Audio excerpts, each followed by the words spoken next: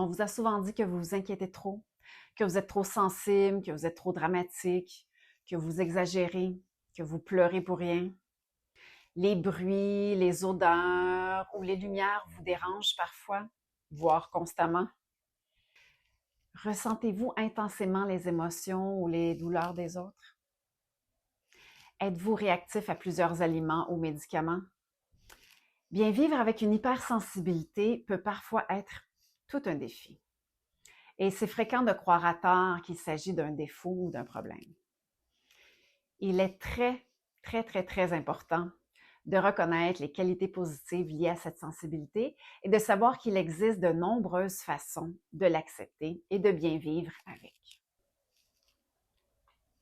Je m'appelle Estelle de chez La Sorcière. Je suis thérapeute de l'âme et je crois que chacun mérite une vie pleinement épanouie.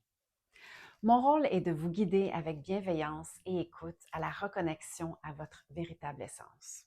Avec mon soutien personnalisé, vous redevenez l'acteur principal de votre propre vie, retrouvant entre autres confiance, équilibre et sérénité. Et tout ça avec un peu de magie. Voici quelques conseils pour mieux vivre avec votre hypersensibilité. Premièrement, informez-vous sur le sujet et si nécessaire, consultez un professionnel pour avoir un diagnostic officiel. Mieux se comprendre nous aide énormément. C'est comme avoir un mode d'emploi pour naviguer sur des eaux plus calmes. Deuxièmement, comme je disais, apprenez à vous comprendre et surtout à accepter votre hypersensibilité. Elle ne partira jamais.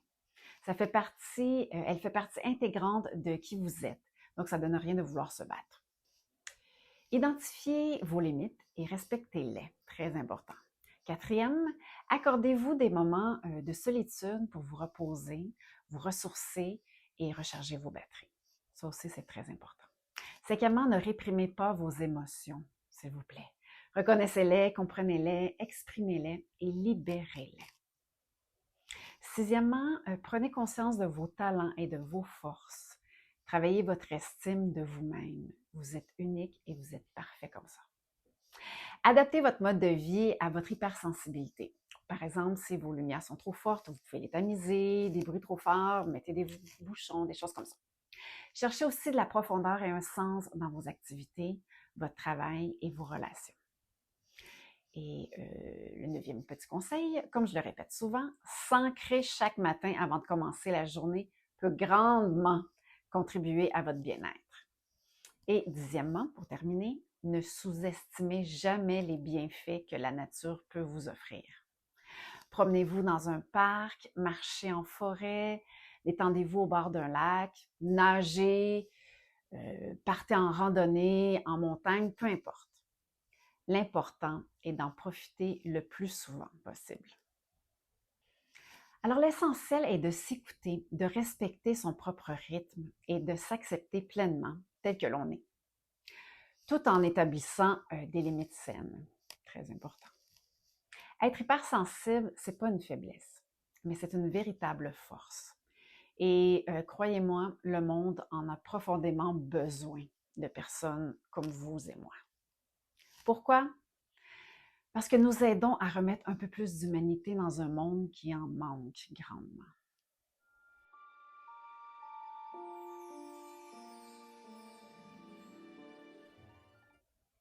Voici d'autres conseils pour vous, chères sorcières et chers sorciers que vous êtes, pour se protéger.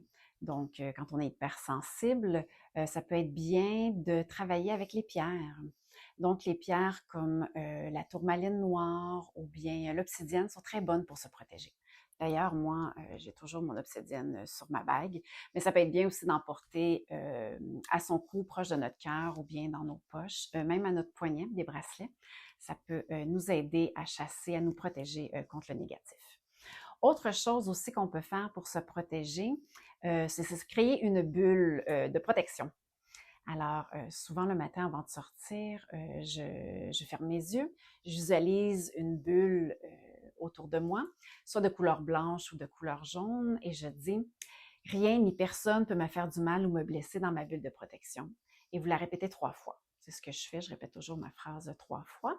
Et je vois, comme je disais, la bulle autour de moi et ça fonctionne très bien pour se protéger. On peut aussi de se protéger d'une autre façon, c'est au lieu de se faire une bulle de protection, de toujours se cacher ou se défendre, on peut aussi propager notre belle lumière. Donc, quand vous entrez dans l'autobus, dans le métro ou à votre travail ou peu importe les lieux où vous allez, vous pouvez vous visualiser avec une belle grande lumière blanche qui émane de votre corps et qui se répand partout dans la pièce ou sur les gens. Donc, ça va élever le taux vibratoire et ça va enlever tout ce qui est négatif. Donc, c'est une autre bonne façon aussi de se protéger. Autre chose, c'est quand je reviens à la maison, je rapatrie toujours mes énergies. C'est important parce que tous les lieux qu'on a fait dans la journée, on laisse ici et là nos énergies. Donc, c'est important de les rapatrier. Alors, je visualise, je ferme toujours mes yeux, je visualise tous les endroits où j'ai été et je rapatrie, je ramène, je rapporte à moi mes énergies, j'ai fait entrer en moi. Autre chose aussi que je fais avant de me coucher ou juste en arrivant à la maison, c'est aussi de dégager les énergies des autres et les émotions des autres et même la douleur des autres. Donc, je les dégage, soit qu'on les retourne à la source, qu'on les retourne à la terre. On peut même dire qu'on retourne à la terre et qu'ensuite ça soit changé en énergie d'amour. Peu importe, mais dégagez-vous des émotions, des énergies et des douleurs des autres.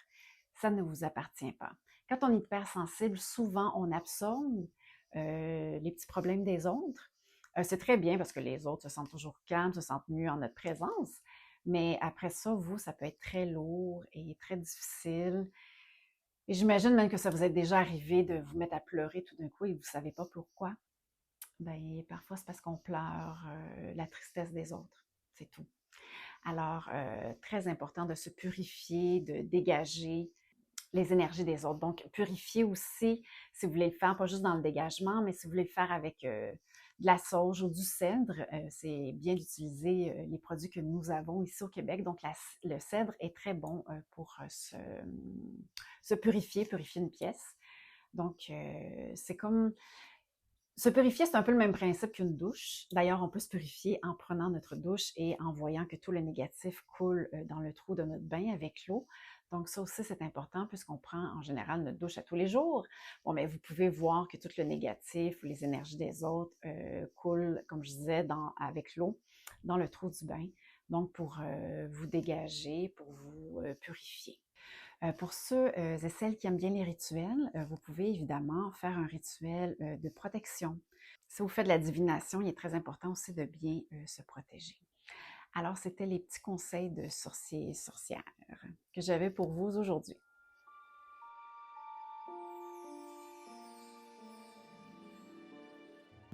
N'oubliez pas de cliquer sur j'aime si cette vidéo vous a plu et n'hésitez pas à la partager. Cela pourrait aider d'autres personnes.